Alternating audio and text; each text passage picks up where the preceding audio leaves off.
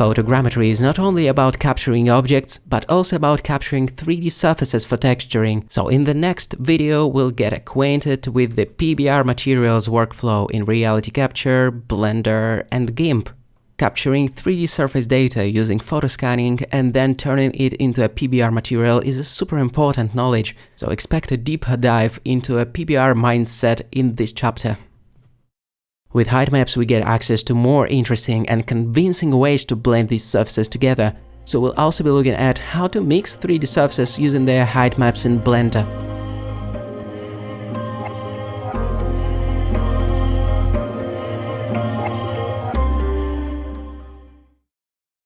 As usual, before the photogrammetry process gets started, the raw photos can be processed in Darktable. This time let's try clicking this button, Add to Library, then the plus button to add the new location. Go over to the Sources folder with the raw files and just hit Open. We should see the new folder now called RAW with peculiar.arw files, and then double-click on any of the images to start processing going. Double-clicking teleports us to the darkroom, the place where all the processing magic happens. What I usually do next is making sure that pretty much no modules have been activated, except the truly essential ones like exposure and white balance. The filmic should be turned off at this point.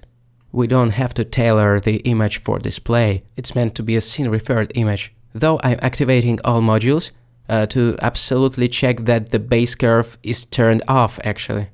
Some applications like for example Lightroom doesn't give us the access to the base curve at all. So we have to tinker around with various LUTs and so on to linearize our stuff. Thankfully, Darktable exposes these settings for us. So I'm getting back into scene-referred defaults. And within the highlight reconstruction, I think we can switch it over to reconstruct color just in case. Not that we have too many overexposed parts here, but better be safe than sorry. Now within the white balance, we can try to nail the approximate illuminant by picking one of the presets.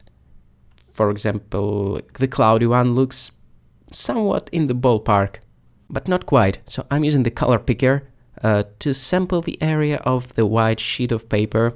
And even though it's not as scientifically accurate as using the professional color checker like X-Rite, it's still pretty close. It's still a good starting point. And to compensate what I see as a slightly bluish tint on a sheet of paper, I just eyeballed it by adjusting the temperature manually, ever so slightly.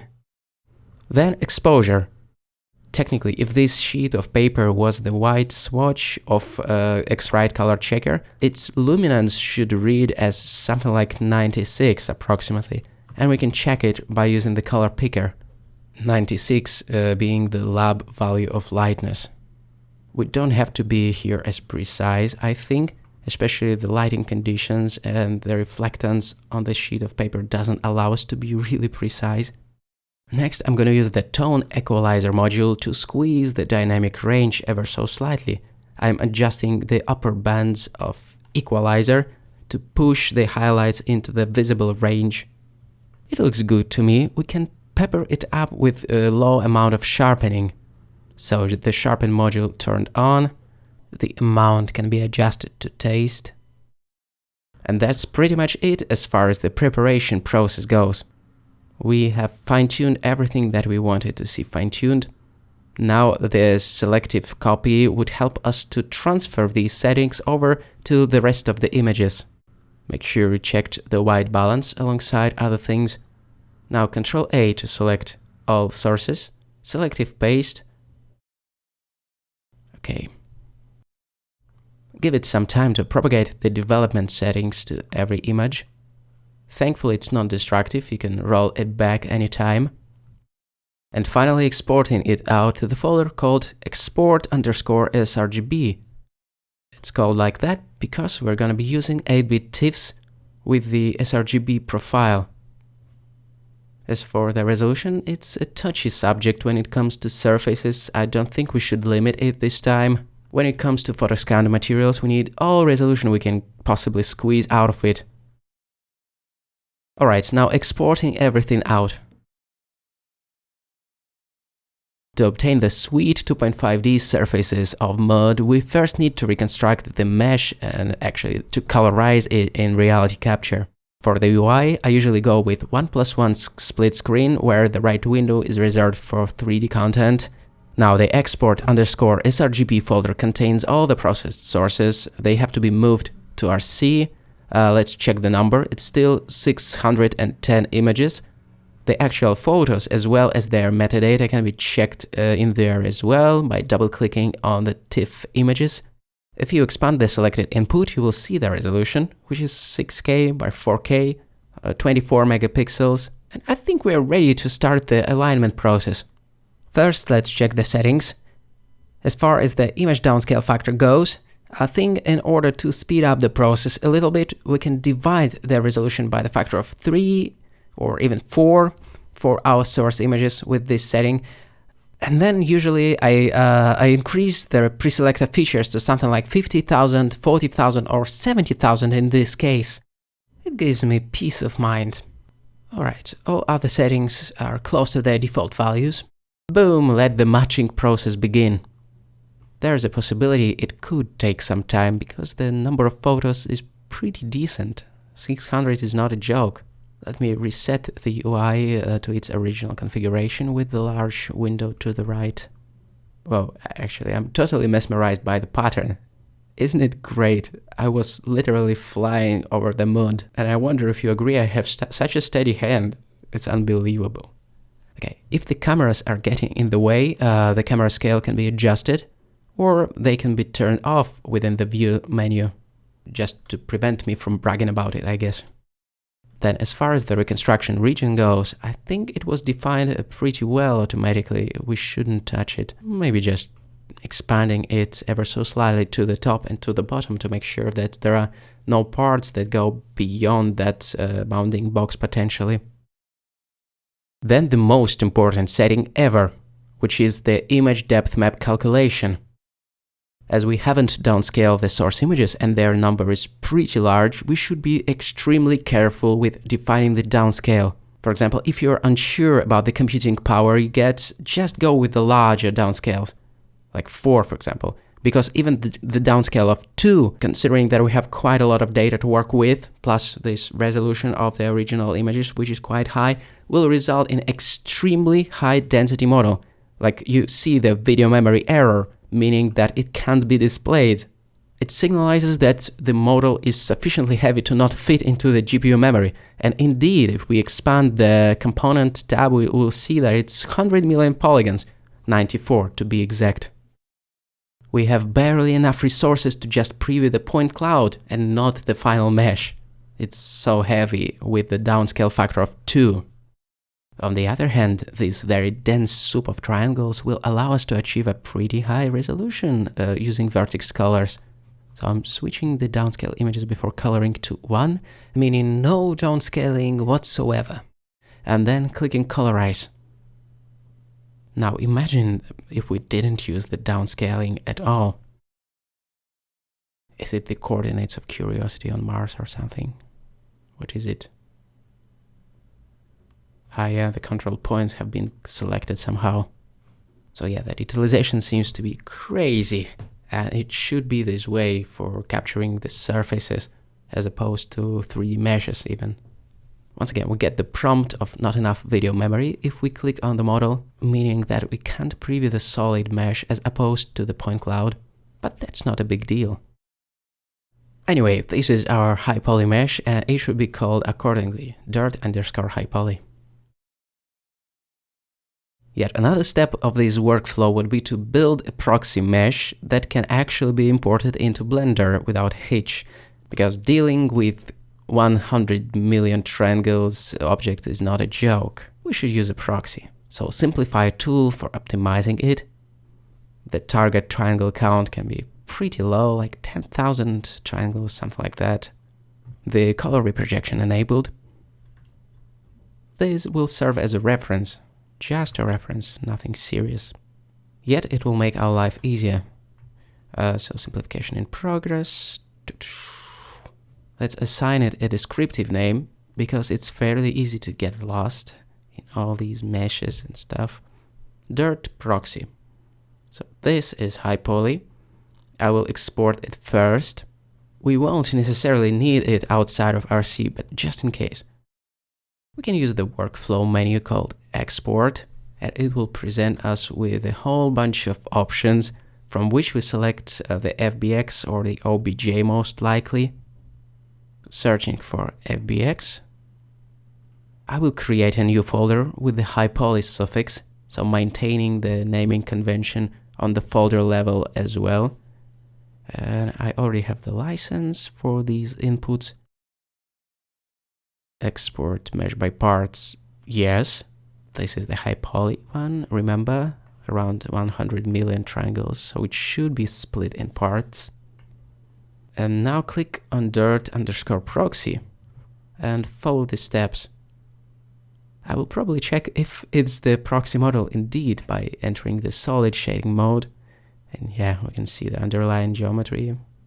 And it proves everything we need to know. Now mesh, dense mesh model. It can be exported from this menu as well. Good to know the alternatives. Dirt surface proxy. This time no need to split mesh in parts, so no. There should be a texture in there. And we should be good to go.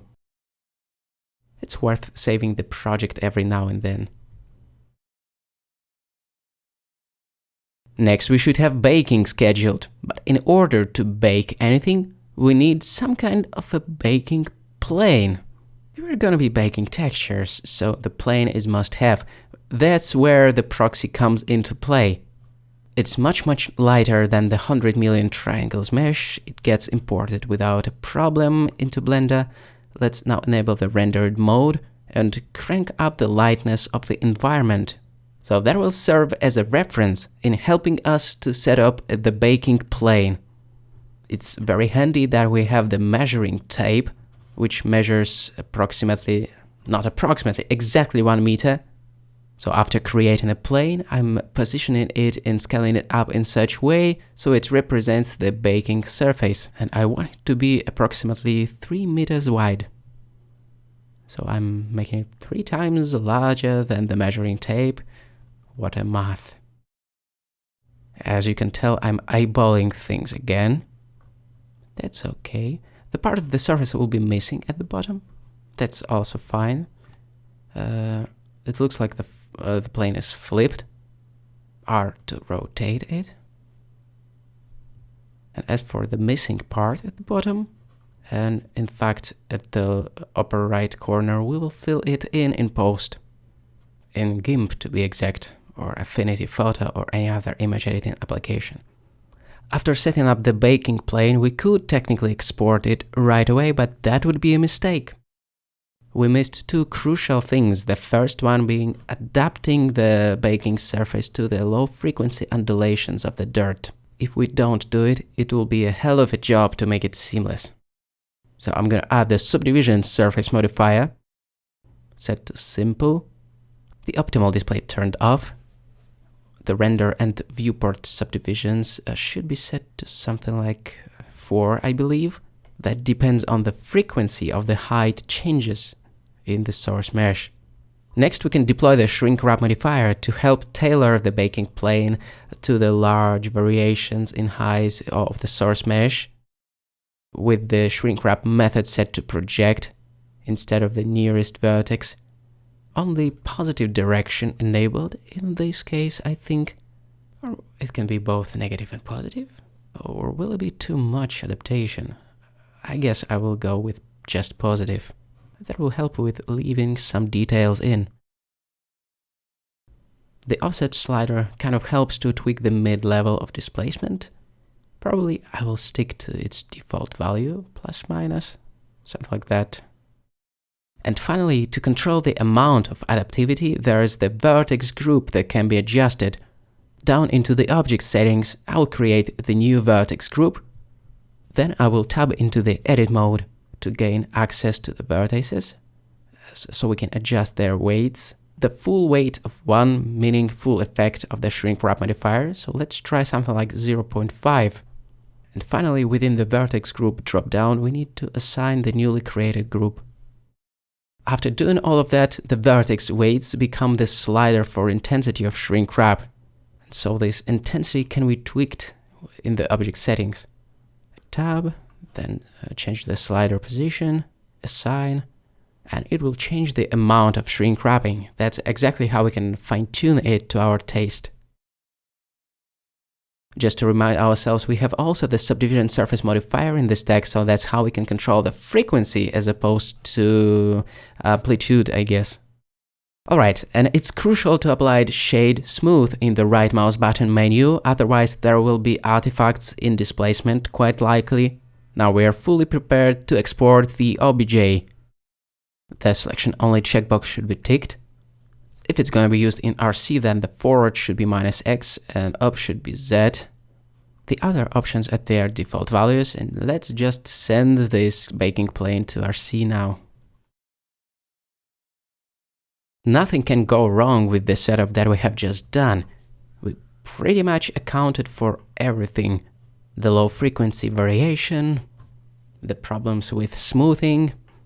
Everything is under control, so let's import the proxy baking object into RC now and do some texture reprojection.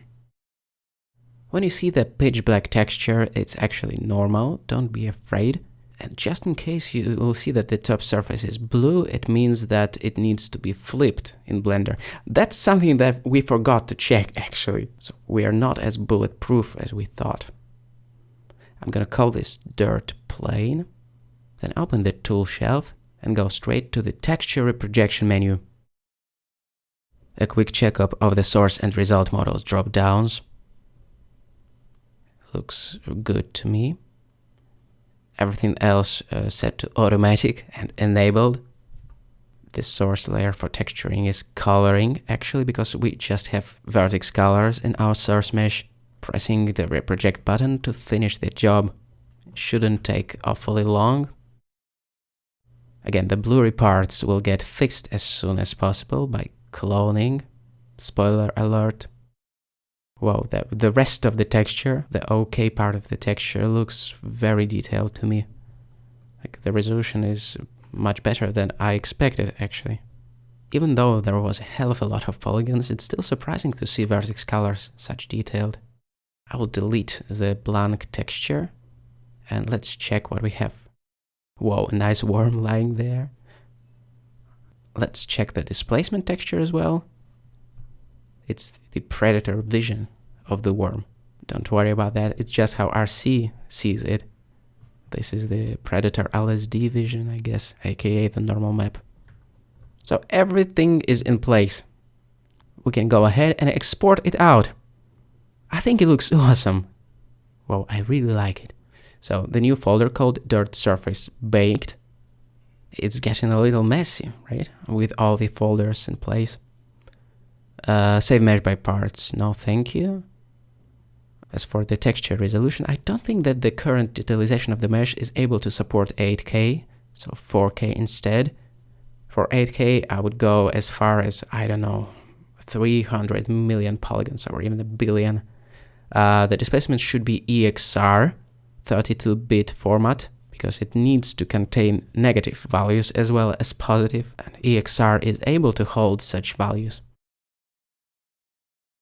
Alright, awesome. So we have turned the 3x3 meters wide photoscan into a set of PBR textures. What we need to do next to make it really usable and versatile is make it seamless. So in the next video, we will learn how to make such PBR surfaces tileable in GIMP.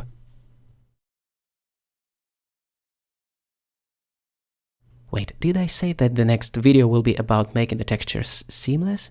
Not before delighting the diffuse texture in Agisoft Delighter, I guess. So let's import the baked model and hopefully the textures will be hooked up automatically. What we need to do is mark up the shaded and lit areas with using the blue and yellow paint respectively, and the rest hopefully will be done in an automatic manner. So I'm selecting the draw tool. Blue is the shadow color, and I think that the recessed areas that are darker than the rest of it would qualify as the shaded areas. Then by the contrast, everything else should be lit. At least that's my theory. I'm going to switch the color artifact suppression to medium because I have tested it before in this scene and there were some minor glitches, so let's try it out. Remove cast shadows. We can compare before and after by expanding the chunk number 1 and double clicking on the models. The brush can be hidden by clicking this button. So by taking out the direct shadows from the diffuse texture, we pretty much created the base color texture, or the albedo texture. Next, exporting it out to the baked folder. What it will do is export the OBJ file with the texture, so the OBJ can be deleted later on. That's how it goes. I'm choosing the TIFF format for exporting, just like with the rest of the textures. As we have mentioned, the temporary OBJ file can be located and destroyed. Here it is, let's nuke it and the MTL file as well. To pay respect to the naming convention that we have chosen, I'm renaming the texture as well. Albedo instead of diffuse this time. I think Delighter did a great job with removing shadows. I'm even tempted to roll back the effect ever so slightly. But anyway, that's completely doable, we have all the sources, and if we would like to fine-tune the effect, we can mix two textures together. The original diffuse and the adjusted albedo, I mean. We are completely ready to start bringing in the PBR textures generated from Photoscan data into GIMP and make them seamless. Whoa, I'm very excited because I'm using an unstable development version of GIMP that has just been added to the nightly builds, and there is one crucial feature that unlocks the entire workflow of making PBR textures seamless, and that is the capability of the clone brush to work on multiple layers at once. This much needed feature was added by one of the amazing GIMP co-maintainers, Joan. Thank you so much. My friends, by the time you're watching it, this feature should be probably available in all versions of GIMP. So, first I'm gonna drag the diffuse texture into GIMP. And right away I will change the encoding. Right now it's set to 8-bit, let's change it to 32-bit floating point. And use linear light for conversion. One of our textures, namely the displacement map, has 32-bit depth, it's the EXR file, so 32-bit encoding is must-have. Alright, so I'm loading all the textures, including normal map, albedo, and, well, displacement into GIMP. Now I'm gonna select the color picker tool to show why do we need to have the 32-bit encoding turned on. Let's shift-click on the brighter area of the image. You can see that RGB values are positive, but when we click on the darker area, we will notice a peculiar thing. The negative RGB values, how can it be? First of all, this texture wasn't display referred. It isn't meant for display. The 32-bit encoding means that it was encoded with the scene referred values. And it makes sense because it will be used in the context of displacement, where you have recessed and elevated values, both negative and positive. It doesn't mean that there is no information in the blacks. Actually, let's prove it really quickly. Right-click on the layer, duplicate. To differentiate it from the first one, I'll add the suffix. Then in the colors drop-down, let's add the levels adjustment. Make sure that input and output aren't clamped, it's important, and switch the type to linear. After doing that, we can grab the left flag of the output levels and bring it to the right. And we will see that, in fact, there was some information there, and we just dragged it into the light. That's the specific for the displacement data encoded into EXR scene referred files, so 32-bit encoding is must-have. I'm gonna call this adjusted displacement map a preview, and we will use it to see what we are doing, basically, and then I'll delete it. Think of this duplicate as a display-friendly preview. Next, we can start filling in the missing parts and making the texture seamless all at once. That should sound intriguing. To make the entire process slightly more readable, I will place the diffuse texture at the top of the stack, of the layer stack. And now I will select every texture, that's important, and activate the clone tool, or the clone stamp, like it's called in other applications. The size and other parameters can be adjusted in the left panel. Now control click to set the sample area or the clone source, and look at this. We cloned the parts of the images, plural, meaning that it affected all the selected layers. Isn't that great? This feature has just been recently added and it unlocks the entire workflow. It is also available in Affinity Photo, and I use it quite a lot actually. But anyway, I'm so grateful that it's also available now in GIMP, because it makes it super accessible, this entire workflow. Alright, what I'm doing here is just inpainting the missing parts of the texture by using the different sample areas that, again, we can define by pressing Ctrl and clicking on the image. The stick, even though it's super nice, should be erased because it's a too prominent landmark. It will be visible in tiling. Now, when the basic inpainting is done, it's time to make everything seamless. Sadly, not every tool of GIMP can work in the multi-layer mode. So now I will be selecting the layers one by one and adjusting them.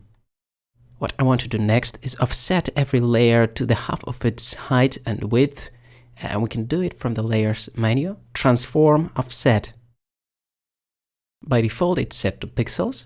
We can change the mode to % instead. It's important to have Wrap Around enabled, and look how it works. Basically, when we offset the layer horizontally, we can see it wrapping around, tiling. So let's input 50 into the X and 50 into the Y field. And the next logical step after offsetting the layer like this would be to blend in the edges or the seams to make it, well, seamless. But first, every layer of our PBR collection needs to be offset like this. You can press this button to offset it by the half of the height and width automatically. Hopefully it will be slightly faster, even though it would be so cool to just select everything and offset it. Just like in Affinity Photo, for example. Anyway, now we can select all the layers again, enable the Clone tool, and start working on blending in the seams.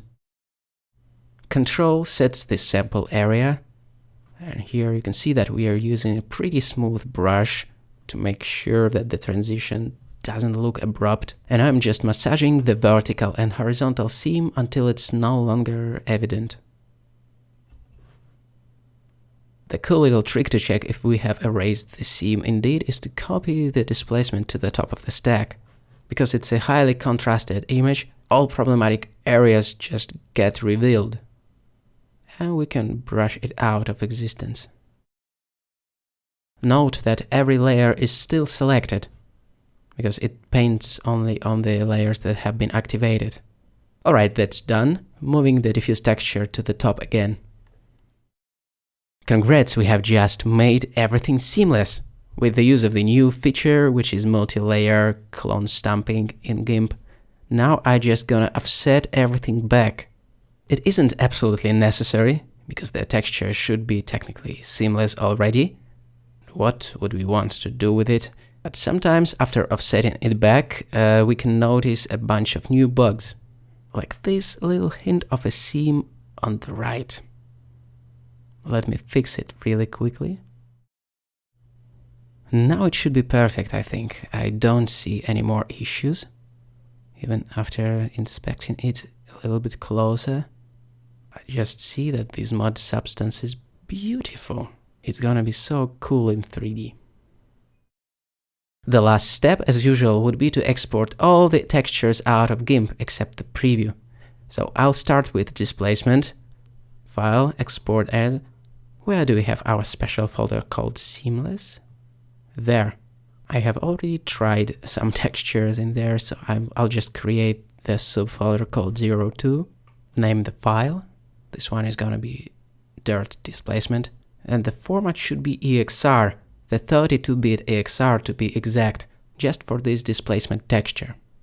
What else do we have here? The preview shouldn't be exported. Let's deal with the normal map, but first I will switch the encoding back to 8-bit. Linear light, convert. By doing it, we ensure that GIMP will export the 8-bit versions of the TIFFs that we are gonna export in just a moment. So dirt normals.tiff and export. No layers included. Done. Mentioning the format in the file name is super important. Let's try once more. This one is the albedo texture.tiff. No layers once again. And the last one is the diffuse texture. So the circle is closed. Closed and made seamless in that particular sense of the word. Okay, that was the basics of the process of extracting PBR maps out of the photoscan data. It can be used in production of amazing PBR materials with real depth, and in the next couple of videos we'll have a look at how to set up these materials in Blender, and most importantly how to mix them to create even more striking shaders. So I'm passing it over to Adi for the advanced blending techniques.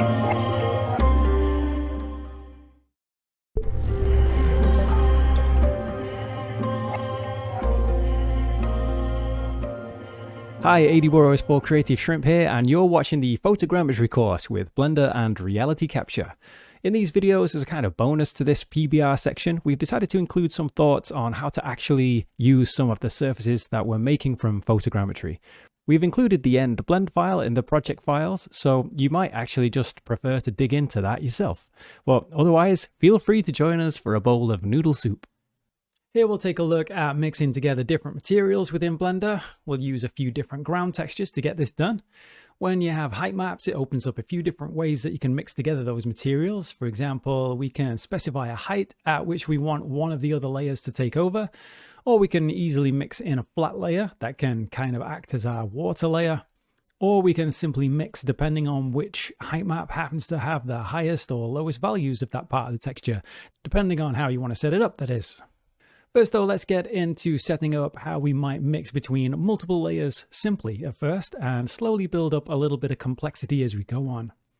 So here I am in a mostly standard Blender scene and I'm ready to start adding in some textures. For example, I've got 4 different sets of PBR textures in this folder, and I'm going to start with a set of dirt textures. For the base color input, we'll use the albedo texture, though the diffuse here would work just fine too. It just has a bit more natural occlusion shading left in. I'm going to try to stick to just albedo textures throughout here though. To get these textures into our scene, I'm going to left click and drag on the image icon itself and not the name into the shading editor. I want the albedo, the displacement and the normals dragging in. The base color can be pretty simple, just plug in the albedo texture there. The displacement texture needs a displacement node hooking up to the material output, and then we can plug our texture into the height socket. So far the color spaces are all fine. The albedo automatically came in as sRGB, which is fine. The EXR file is always linear, so that got set automatically too. But for the normal map, that is currently set as sRGB. But this texture is not designed to be looked at, of course. It's going to perform some trickery on the normals, creating some lighting shenanigans, basically. So we'll need to let Blender know not to apply any color curves or contrast or anything like that to it. And so we'll set that as non-color data. For this to work properly though, we'll need a normal map node, and then we can hook these up. Next, we need to know what coordinates we're going to use and hook that up. We just have the one UV set, so I'll simply take the UV output of the texture coordinates node and plug that in to our albedo. Then if we want to change the scaling of our textures or how much we want to tile these textures, we can use a vector math node and drop that in. Then we can set that to multiply. We'll need that for all of our textures here. I'll just neaten things up a little bit by right-clicking and dragging across the line to insert a reroute node, and then use Ctrl-H to collapse and clean up that node there so it hides the sockets that we're not using out of that node. And I'll set all the fields of the vector math node to 1, so that currently the UV scaling is unchanged. That is to say, something multiplied by 1 is just going to be itself. On the normal map node, we can specify the UV map we're using, though even with that blank, Blender will just assume we should be using that UV map anyway, as it's the only one we have on the mesh at the moment. Alright, so now we've set up the basic nodes required for a very simple PBR material. We can check how it's looking so far in the 3D view. At the moment, we're looking at one of these default HDRI lighting environments, which for us makes our shadowing look a little bit washed out and flat. From the pull down though, we can switch that to use the lights and world lighting of the scene instead though. That means that the material preview and the render settings are exactly the same, which currently is a little bit pointless. However, we'll be switching over to using cycles as our renderer so that we can get some good micro displacement for the height map, which is something that will only show up in the render view and not the material preview. So we'll come back to that in a moment. First though, I'll switch to GPU compute to get a little bit more speed up here and set the viewport and render samples to something fairly low, like 16. Now let's set up the micro displacement, as we don't have any showing in the render view just yet. So jumping over to the modifiers tab, I'll add a subdivision surface modifier and set it to simple, so the original vertices of our mesh stay where they are. Then we'll switch to the experimental feature set. And now we have an extra checkbox on the modifier called adaptive subdivision that we can enable. Finally, for this to show, we just need to go over to the material settings and switch from bump to displacement only. And there we go, a perfect displacement. Well, not quite, it's a bit on the extreme side. And also, if we look from the side, we can see that it's using mostly negative values, so it's pushing it all down when compared to where the original geometry is. So we'll offset the mid-level there, setting this to 0. Looks about right there. Then let's deal with how extreme it is by setting the displacement scale down to 0.05. That looks about right now. Setting the dicing scale lower should give us some more resolution there, allowing for smaller polygons. I think that's all we need here in the viewport. One last thing is to right-click the plane and choose to shade smooth. That way we shouldn't see any little hard edges between the polygons. Remember earlier within Eevee where we had the material preview and the render looking exactly the same? Now that we're in cycles, we can use the lighting and world lighting of the scene within this view to get a faster representation of how everything will look within the render view. It's the Eevee render engine that powers Cycle's material preview view, so we can kind of get the benefit of switching between both engines pretty effortlessly here. The main current difference between the engines will just be the lack of displacement in Eevee, but it is useful for us to get real-time smooth updates when we adjust our lighting, for example. In this case, I'll move this light a little bit closer and lower to the plane to help the reflectivity of the surface be just a bit more apparent. I'll switch over from a point light to an area light, turn down the power quite a bit to just 50 for a moment, and then increase the size of both X and Y to 0.25. We could also adjust the size of the light within the 3D view by scaling, though this doesn't update the size field in the properties window unless we were to apply that scale with Ctrl A, though I'm not going to do that here. I'll just be eyeballing it, so to speak, within the 3D view. I'll take up the power of the light just a little more to 75 and then adjust the strength of the world lighting by just raising the overall brightness up a little bit. That'll help to brighten even the shadowy areas, just a little to help reveal a little bit more detail in the albedo texture. So the reason we have this light here is to really help with showing the reflectivity of that light on the surface, our roughness of the surface in other words. At the moment, even though it's all one uniform value of roughness, our eye can be tricked into thinking there's more roughness variety than there really is. So just to make things really obvious what's going on here, we'll mute the normal map node with the M key. But as we'll see, within this material preview mode, the displacement node is also acting like a bump map, so we're going to mute that too. Now we can see how uniform the reflections across the surface really are. Just before we move on to the roughness map though, we'll just create a very common extra feature for our albedo texture, which should help it match everything else that might be in the scene, and that's by giving ourselves some tint control. It's pretty easy to set up. All we need is a color mix RGB node dropped in after the texture, and then we can either set this to multiply or divide. If we set this to multiply and increase the factor to 1, with the second color swatch set to white, we're currently in a neutral state, as we can see by muting and unmuting the node. We could just use this color swatch here, or we can create a new input RGB node. Left click and drag the white color onto it, and then plug this in. This is an optional step. We don't have to add this extra node, but it might help keep things clear in the node graph where all your controls are. Once we have that plugged in with full brightness, we can change the hue to tint our surface with that color. Another option is to divide instead of multiply, and that will behave like a sort of color we're trying to eliminate from the surface. This might typically be a bluish tone, that extra subtle little bit of sky color that we may have gotten into our texture, so we can remove that like this. We can also lower the brightness value in the node to actually increase the brightness in the viewport too. If we were looking to darken the texture instead, then we'd probably need to be setting this to multiply. Once you have more textures and objects in your scene, you can choose whether to multiply or to divide to get the kind of cohesion you're looking for between the textures. With that done, let's move on to the roughness. At the moment we're recording this, it's very hard to get access to the kinds of technology that will be able to capture true roughness maps from photography. Any other ideas such as using polarized filters and so on still require a lot of adjustment and manipulation after capture. It's with this in mind that we've preferred to generate our roughness maps from the albedo texture with some masking or painting where necessary. And this is pretty easy and simple to do in this case. We just need a color ramp that we can plug our albedo into and then into the roughness socket of the principled shader. Now what's happening is the darker parts of the texture will be considered quite shiny, and the lighter the texture, the rougher the values. I think with this texture, the darker dirt would probably be less reflective, so we actually want to flip these around. Then we can bring the sliders closer together to get much higher contrast and transition between the smoothest and roughest parts of the surface. Control-Shift clicking on this color ramp node, we can see exactly what we're doing to the texture map itself. This dirt surface should be pretty rough overall, so we would expect the majority of it to be quite light, so a higher rough value, with the occasional bit of smoother stone or other polished aspects of the surface within the overall dirt texture. At the moment, because we're using black here, that means some of the surface is being treated as if it's a perfect mirror shine, which isn't very suitable here. The whole of the surface should be quite rough, so we'll lighten this up a bit to somewhere around 0.5. We can also drop the roughness down slightly so it's not quite as rough as, for example, rubber. Somewhere around 0.8 looks like it works pretty well though. Now I can unmute the normal map node and we can see our albedo, roughness and normal maps working together. Let's unmute the displacement and check that out in Cycles rendered view. I think that's working pretty nicely. I'll just tidy the nodes up a little bit with some reroute nodes, and I think we can consider this a pretty good setup for a single layer PBR material. To work with multiple layers, we're going to need to be able to mix between multiple height maps.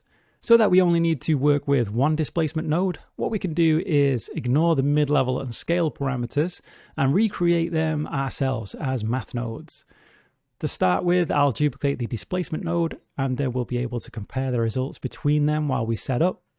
I'll reconnect the displacement node by control-clicking the wire coming from the node and redirecting it to the output of our new displacement node. And for this to work easily, we'll need to set our displacement node to a sort of neutral position, which would be a 0 mid-level and a scale of 1. Next, we'll create a math node and use F2 to rename it to mid-level.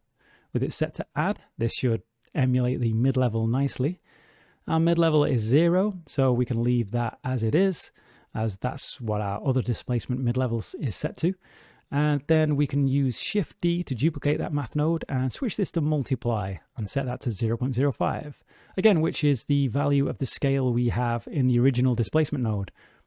Control left clicking the results of this between the two nodes, we should see they give basically identical results. So with that done, we can delete the other displacement node and then tidy things up a little bit here using F2 to rename the node to scale. So now at this point, we have a node that can control our tiling. We have a setup for tinting, the albedo, and we have some controls to create a roughness map. We've also got a couple of math nodes to act as mid-level and scale for our displacement. So all of these nodes here can be selected and we can use Shift P to parent them to a frame that we can then label with F2 as dirt. I'll also create another frame above this to stand as an additional title and call this Layer 1. Give it a little color and then increase the label size. With that done, we only need to control 2 wires going out of this frame, one for the shader and one for the height input of the displacement node. If we duplicate all of that with Shift D, we can place that beneath the other layer and use this as the basis for our new set of textures. Let's use the Asphalt 03 textures. So I'll find that folder and double click into it. Then I'll drag the little image icons into the shader editor. And now that means they're actually within our scene. So we'll be able to find them using the texture pull down menu next to the names in the image texture nodes themselves. We do need to be careful with the normal map node though, as that should be set to non-color. Currently it's switched back to sRGB because that's what the image node we've just dragged into the scene is set to by default. I'll come back and remember to do this in a moment. For now, let's Control-Shift click on this shader to see it in the viewport, and also find this in the image editor. The most obvious detail about these textures are that they're not a square ratio. They're instead a 2:1 ratio. So here's where we'll need to adjust our tiling settings. Setting the X value to 2 looks like it's the right axis to be adjusting here. If we don't want any tint at all, by the way, all we need to do is to simply mute the mix node. Taking a look at the roughness map by Control-Shift clicking on it, it looks like it could probably do with being a little bit higher contrast, as it almost looks all like one value at the moment. So I'll click on the darker value and then click on the color swatch below to lower that down. We can also make it even higher contrast by squeezing these values closer together. Let's take a look at the result of that by Control-Shift clicking on the principled shader itself. The overall result is a little bit dark. This is what typically might happen if the normal map isn't set up correctly, which it isn't here, which is what reminds me to actually change the color space from sRGB to non-color. And now it's looking a lot better.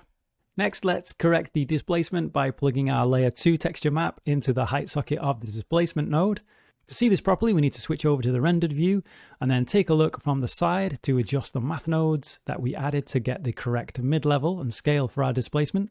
At a scale of 1, this will really make it much clearer where the mid-level really should be. It looks like it should be 0.5 to me, and the scale should be about 0.1. That's looking much better to me now. The next task is to find a way to mix these two layers together. First, I'll clean things up a little bit by adding reroute nodes that extend just outside of that layer's frames. Then to mix the shaders together, we'll need a mix shader node and then plug the shaders in. Then for the displacement, we'll just use a color mix RGB node and plug the heights in there. Next, we'll use an input value to drive both the mix of the shader and the mix of the height. At a value of 0.5, we're getting an equal mix of both layers, or rather both layers are turned down to a half strength. The closer we are to 0, we'll be favoring more of the first layer, our dirt surface, and the closer to 1 will favor the second layer, our asphalt surface. We only really want this value to go between 0 and 1, and it's easy to slide outside of those values with the default value node. So here's a quick tip if you know you're going to just want to be sliding between a set range. For this, we'll need a color mix RGB node, so I'll just use Shift-D to duplicate the other one and then drop that in after the value node. For simplicity of this example, we don't actually need a value node, so I'll delete that. Instead, we'll use the color swatches to represent our numerical values. So black will be 0 and white will be 1. And now we have that easy click and slide slider to use to blend between the materials without worrying about going too far outside of the desired range. So far, the only blending that we can do is kind of global. We currently don't have much control over where on this plane we might want the layers to blend.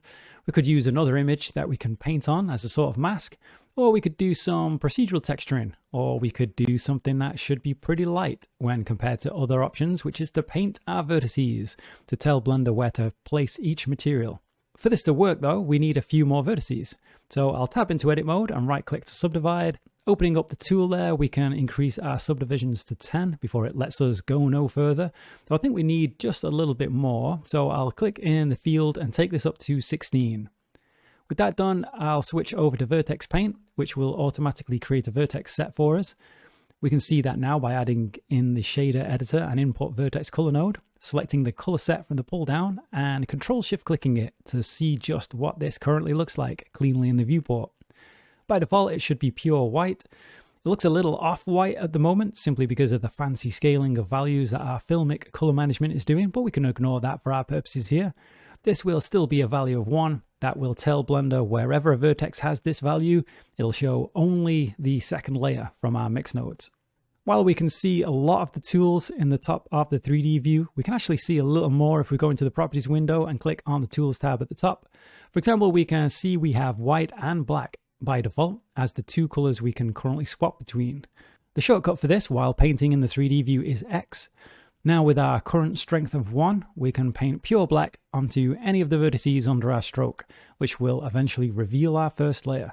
Then we can press X to switch back and paint back the second layer with our value of 1, or white in other words.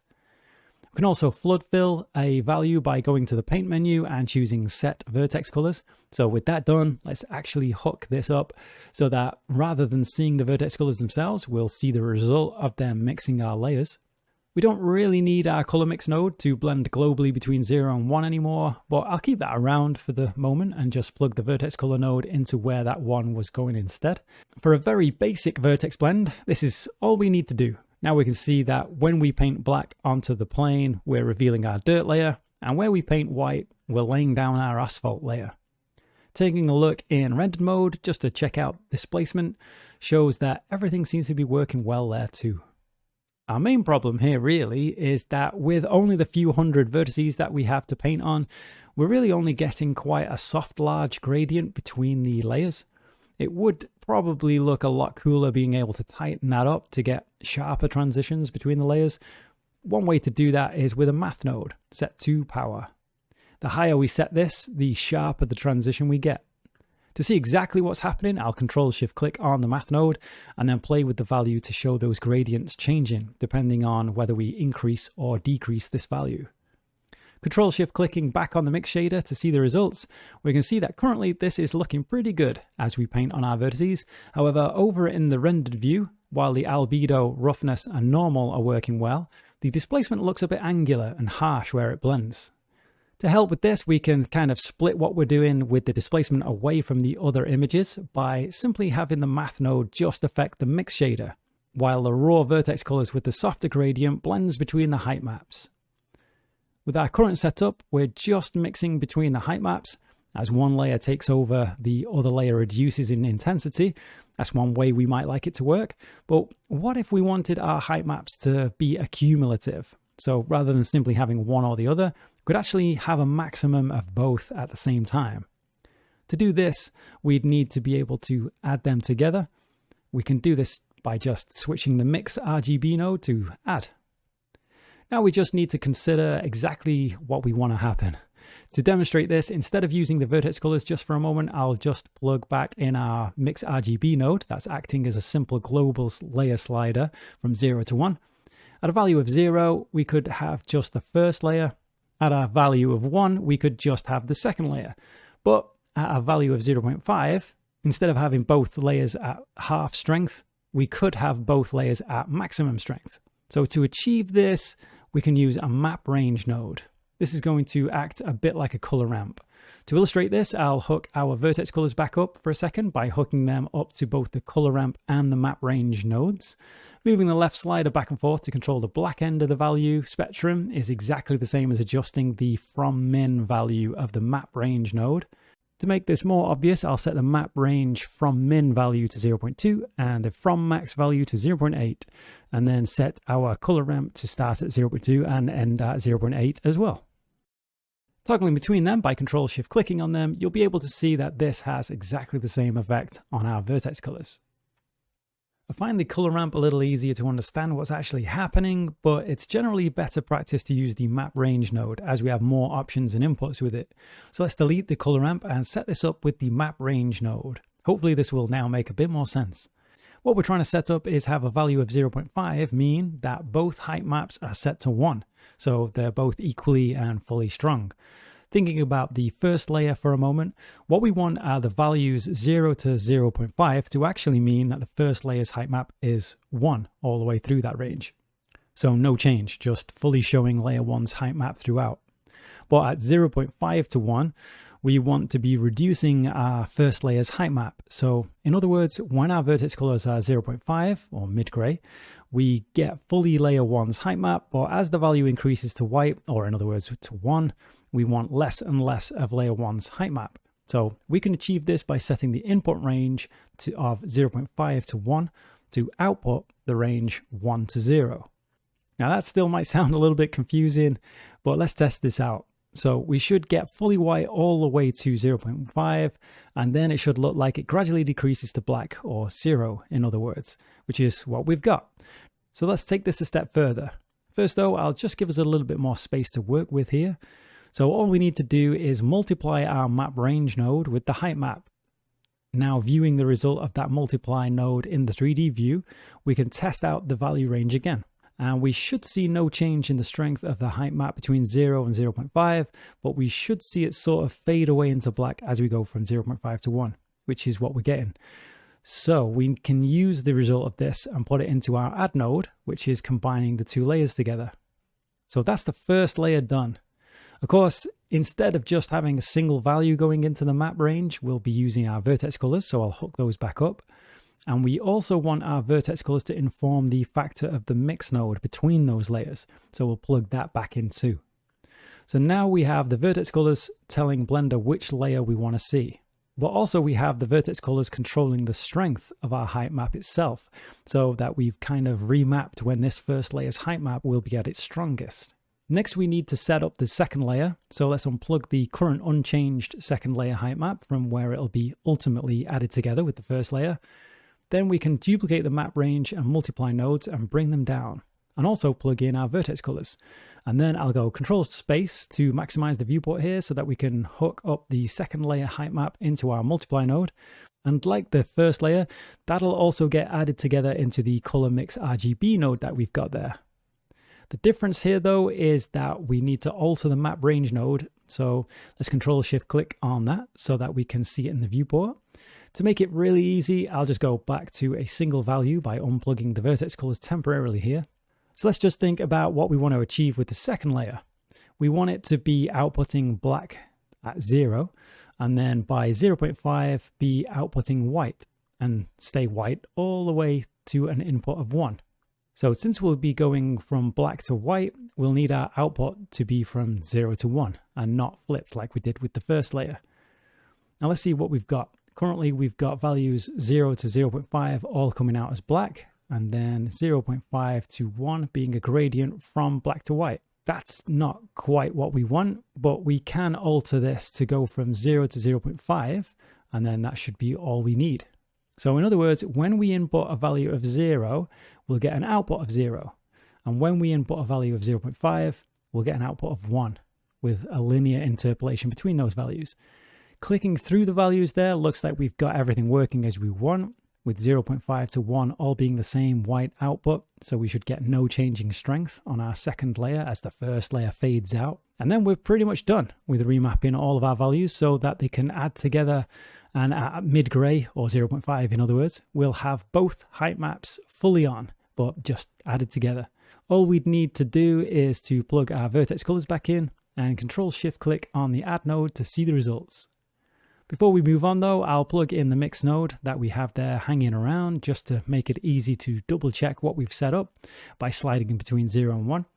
I'll slide it down to 0, so we should just be seeing the results of the first height map, which Control-Shift-clicking between the height map and after we've applied our map range to it looks to be identical, which is what we wanted. Sliding it up to 1, and then actually we'll take a look from after the Add node. And we should still see that this is identical to just the raw height map from before the map range shenanigans. And just for completeness, of course, that is true when we slide back to 0 and show the first layer again, when compared to after the Add node as well.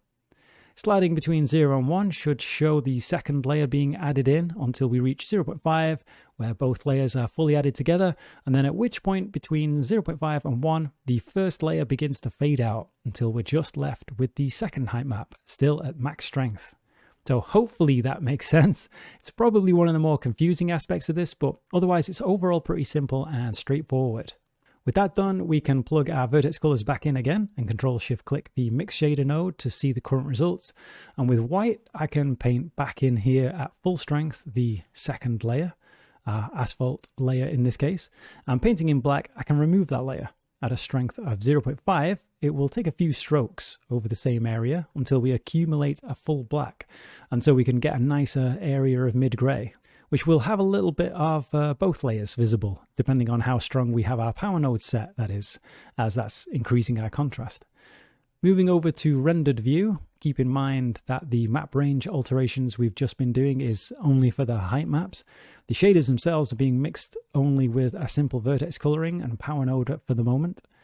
We could make the shaders mix together a little more interestingly though, which is something we're going to set up next. First, I'll just rearrange a few things and give us a little more space to work and hopefully help it make a bit more sense. These nodes here are all to do with the displacement adding, so let's go Shift-P to frame those together. Currently the power node is getting its wire from within that frame, so that's probably a little bit confusing. So I'll reroute that so it feels a bit more independent and away from that height stuff. Next, I'll rearrange this displacement stuff so that it's a bit more obvious what's going on. Let's put the add node in the middle and raise these nodes dealing with the first layer up a bit, and these ones dealing with the second layer down a bit. So that one of the shader's wire isn't going right through the middle of all of this, I'll reroute that around the frame, and then with this frame selected, I'll go F2 and name this disp values. Then I'll add another frame and resize it at the top here, where I'll add a little bit more information. Alright, so let's make the shader mix a little more interesting than just using the vertex colors and power node. What we can do is multiply our vertex colors together with something else, such as an image texture or some procedural noise, which is what I'll set up here now. So first we need a math node set to multiply, and then we need a noise texture that we can put in the second socket. I'll set the noise scale to something like 10 with a bit more detail in the noise, something around 5 I find tends to work quite well. To make this a bit more prominent, I'll add in a color ramp and squeeze together the black and white of the ramp here to increase the contrast quite a bit. So now instead of the simple vertex colors, we've got this noise multiplied in with it. The current limitation of this setup though is that we can see that if we wanted just the pure white here, that is to say just the second layer in a specific area, then currently that might not be possible if that's where our procedural noise happens to be dark. So really we want our noise to just be affecting the edges of what we've already painted in with the vertex colors, rather than creating new areas that are kind of random. So to be able to introduce white back into it, we'll need to add back our vertex colors and also a few reroute nodes as it happens, because we need to clean up the layout there. But now we can see that adding them back means we can get pure white back, or at least almost. It still looks kind of patchy. I think that's just the effect of the color management filmic scaling values above 1. We can simply get around this though by clamping both of these math nodes so that we don't get any values outside of 0 and 1. And with that, it looks like we've got a much more interesting border to each of our paint strokes. Again, without that add node, we can see we're going to get dark splodges that we don't really intend to get. So adding our bright vertex colors back in means we can get pure black and pure white anywhere we choose now. Or in other words, completely layer 1 or completely layer 2, wherever we like.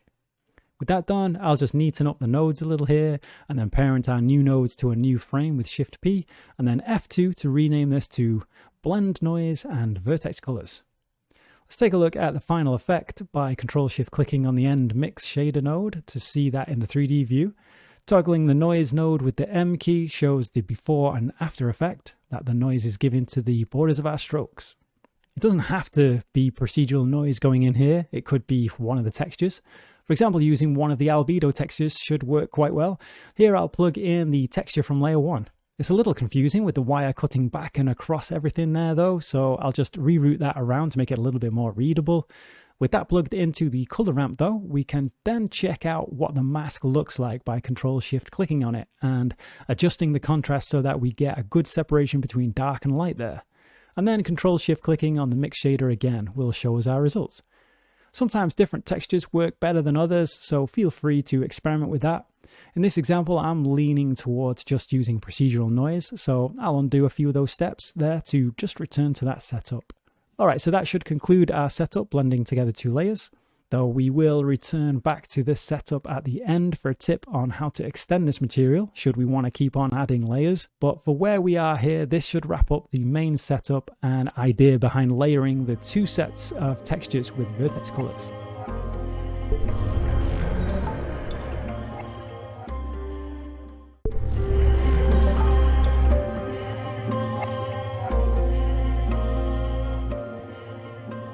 Next, let's take a look at a different way we can blend between our layers by relying more heavily on our height maps. Here I've created a new material, which is basically a duplication of the previous material, but as you can see, I've completely stripped it down to just the height information for each layer. We still need to combine these here though, so I'll use a color mix RGB node to mix between them for now. We've got the dirt in layer 1 and an asphalt surface for layer 2, though currently that says dirt still, which I'll correct in a moment. Now, the first way we'll use height to blend between our two layers is by using a math node set to greater than.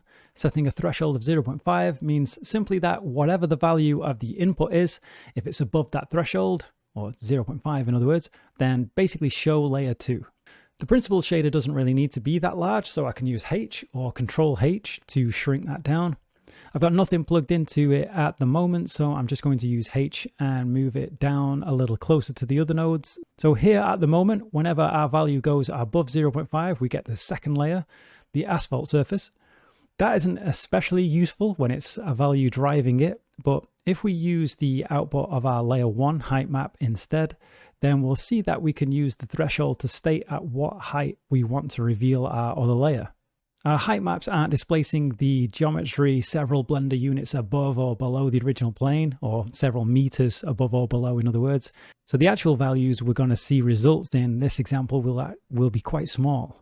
Here's where it could be quite useful to use the Color Mix RGB slider trick to plug in two values that sets the range we want to slide between where we're getting results. That way it's not as fiddly to control. Actually, the way I have it set up at the moment means that the more we slide towards 1 in the factor of our mix node, we're revealing more of layer 1. So I'll just frame these nodes with Shift P and use F2 to name it to the height at which layer 1 should take over. However, if we want to switch that to layer 2, we just need to set the math node to less than instead of greater than. But I'm going to switch this back to greater than. So really we're asking, are the heights in our height map larger than whatever input value we're feeding into it?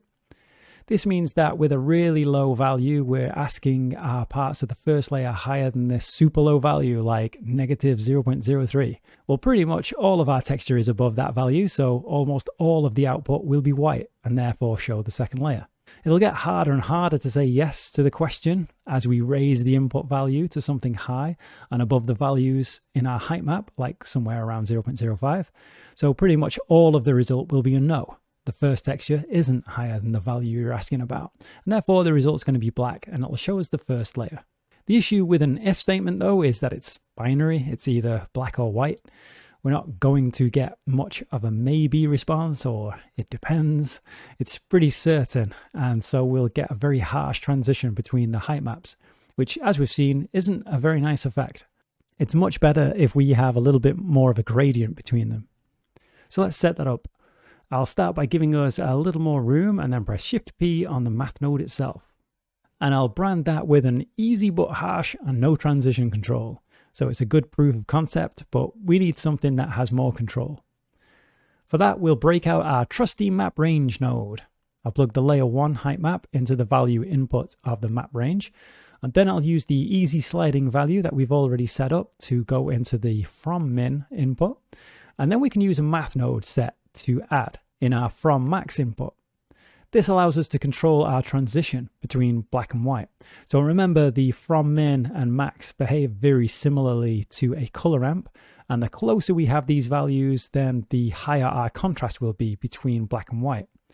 Then it'll behave pretty much the same as our harsh binary greater than node. 0.01 looks like a pretty good gradient to me.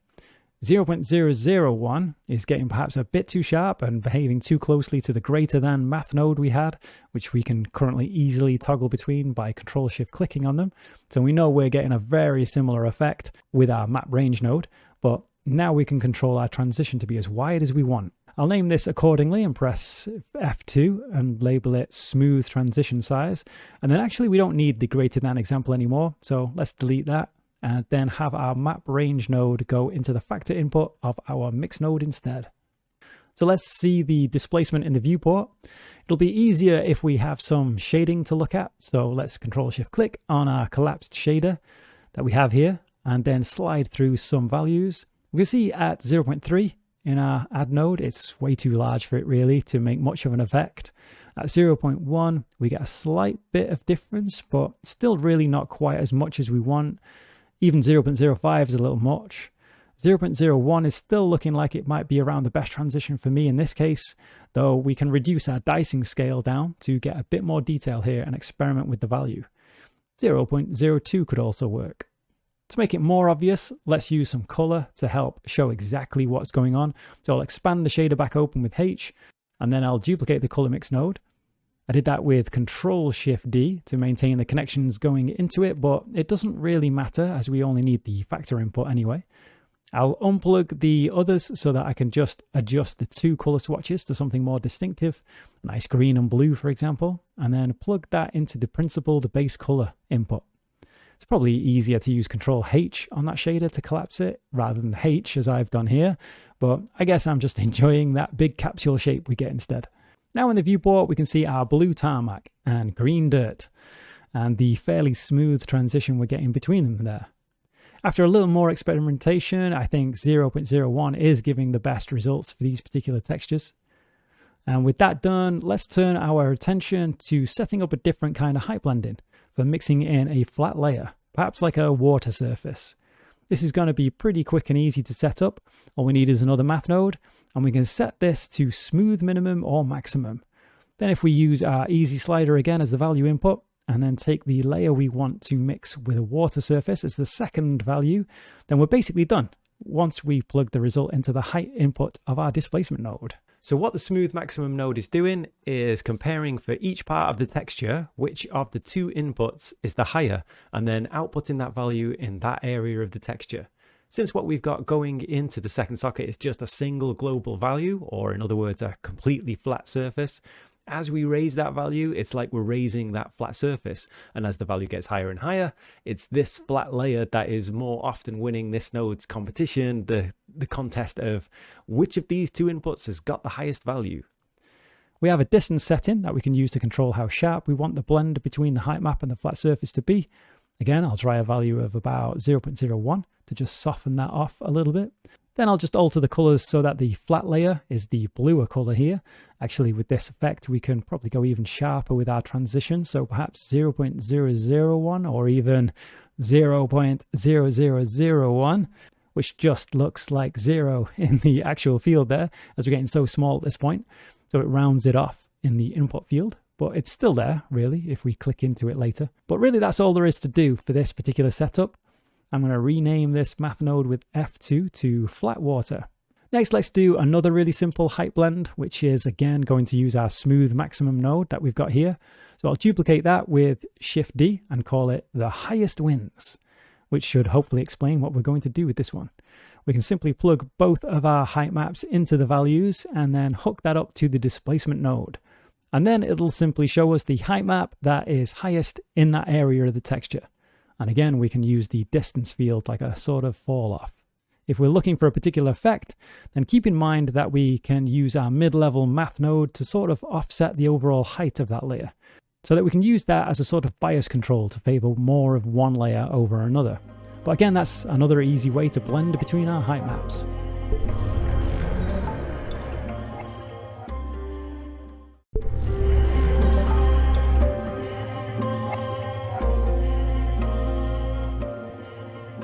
Let's now return back to our Vertex Blend setup for a tip on how to extend this material should we want to keep on adding layers.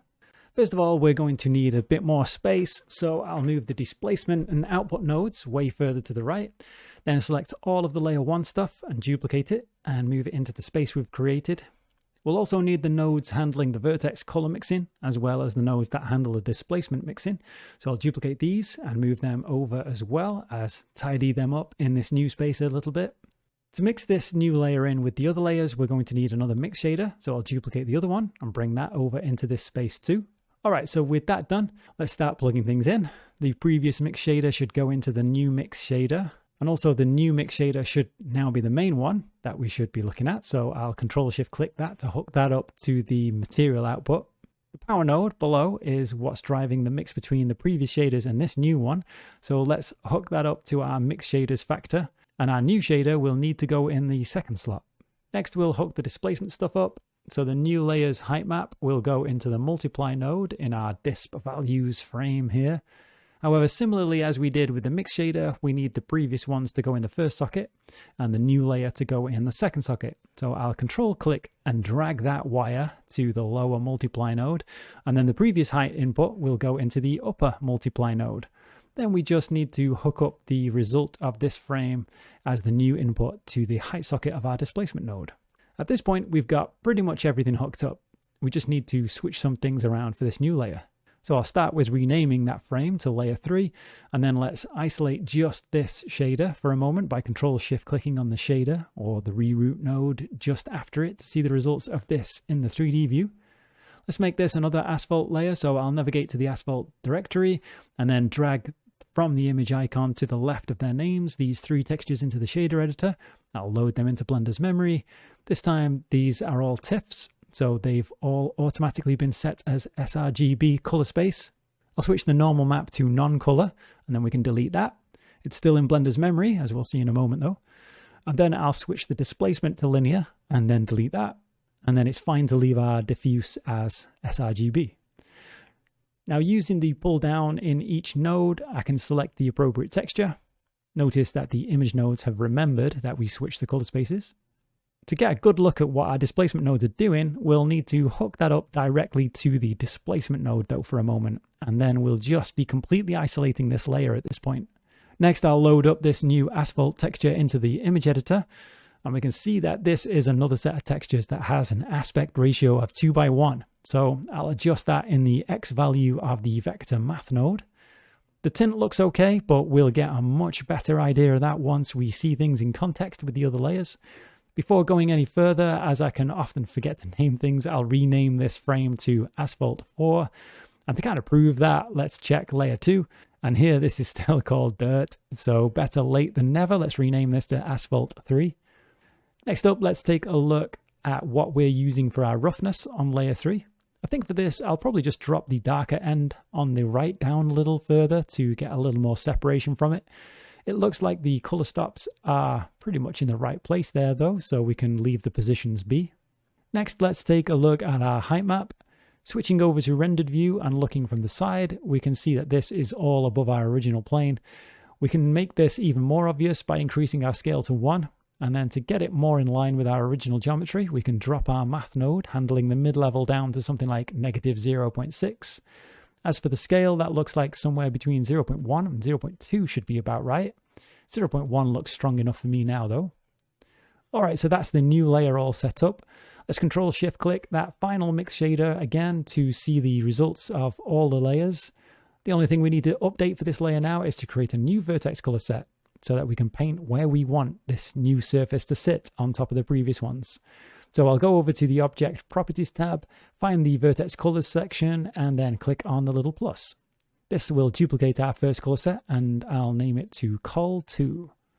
Then we can find that in our pull down of the Vertex Color node and switch it over to use this new one. We can Control-Shift-click this to see it in the view. I'll switch back over to Material Preview so that it's a lot smoother in the viewport as we paint. I'll press X to swap to our black color and then choose from the paint menu to set all of our vertices to this color. We can see here that we've still got our first color set intact, and now we have this blank second one ready for us to paint where we might want our new layer to appear. So with that, let's Control-Shift-click the final mix shader and hook our final height map output back into the displacement node, and then we're all set. Pressing X, I can switch to white and start to paint in this new asphalt texture. And now that we can see this in context, we can adjust our tinting to have it sit in better with the others. Finally, I'll switch over to rendered view so that we can see the displacement magic and make any final adjustments. So with that, we've completed our multi-layer setup and can pretty much stand back and marvel at the strange beauty of our urban decay ground.